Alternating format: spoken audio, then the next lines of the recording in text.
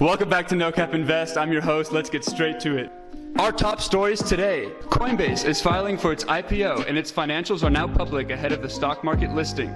The crypto exchange's S1 form is now live, revealing key details before Coinbase hits the stock market. NASDAQ-listed intelligence firm Microstrategy has announced it just bought another $1 billion worth of Bitcoin, adding about another 19,500 Bitcoin to their portfolio. Analysts at Goldman Sachs have argued that Bitcoin isn't going to eat gold's lunch, nor is gold going to be taking over Bitcoin's role. Instead, both assets will coexist. And at the end, I will be showing you guys my miners that I have running upstairs that are mining $2,000 worth of Ethereum or Bitcoin each month. Next.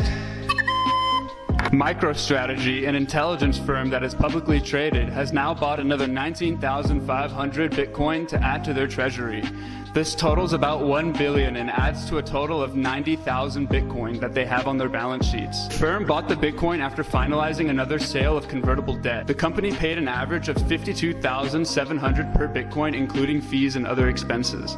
The move came as the price of Bitcoin surged past 50,000 after a sell-off saw it drop from its then all-time high to about 46,000 before recovering. The firm has said that the average price of its Bitcoin purchases is about 23,000 per coin, which is not bad if you look at it with like a bigger perspective, long-term perspective, a hodler perspective. Like, I would be super happy to buy Bitcoin at 23,000 right now. I first got into Bitcoin at less than 300. Hell, I'll buy Bitcoin today. I buy Bitcoin almost every day. Then, Bitcoin and gold won't cannibalize each other, according to analysts at Goldman Sachs. They argue that Bitcoin isn't going to eat gold's lunch, nor is gold going to be taking over Bitcoin's role. Instead, both assets will coexist. The analysts wrote, in an environment of broadband dollar weakness and still very low and negative interest rates, we do not see either asset cannibalizing each other and see enough room for both.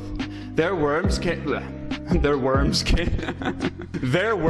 in a bullish note analyzing gold's trajectory for this year. The analysts argued that while gold has remained the defensive play for investors, Bitcoin is more risk-on and serves a different role in portfolios when compared to gold. Personally, I 100% agree, but I don't buy gold on the stock market and I don't buy gold bars. I buy PAXG, which is a cryptocurrency tied to the price of gold. So that actually gets the best of both worlds. If you're trying to get a divisible gold, it already exists. It's called PAXG, and I earn 5% interest a year on my gold. If you want to invest in the first cryptocurrency tied to the price of gold, use the link in my description to sign up for crypto.com and get $25 worth of free crypto, where you can then buy PAXG on the app with a credit card.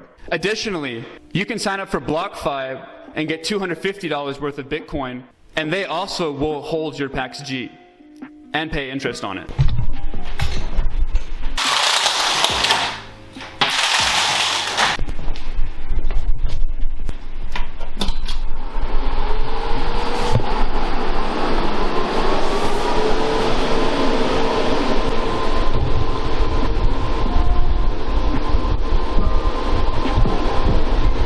So as you can hear, it's super loud in here.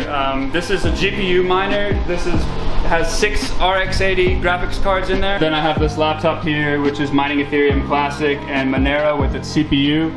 And this miner is also using its CPU to mine Monero. I'm building another miner with parts that I sourced myself, so I'm going to be making a video about that. I'm going to be trying to build several miners because I'm actually trying to buy a ranch soon to build my own solar Bitcoin mining farm. So that's the goal within a couple of years. This miner cost me about $1,200 when I bought it. Now, if you want to, first of all, you can't buy it anymore. I looked it up on eBay and the lowest price I found was about $6,000 to $7,000 for a pre-built miner. So pretty much nowadays with the Bitcoin boom, with the price going up so much, you really need to build your own miners. Otherwise it's just way too expensive, and it would just be more profitable to buy the crypto yourself rather than mining it.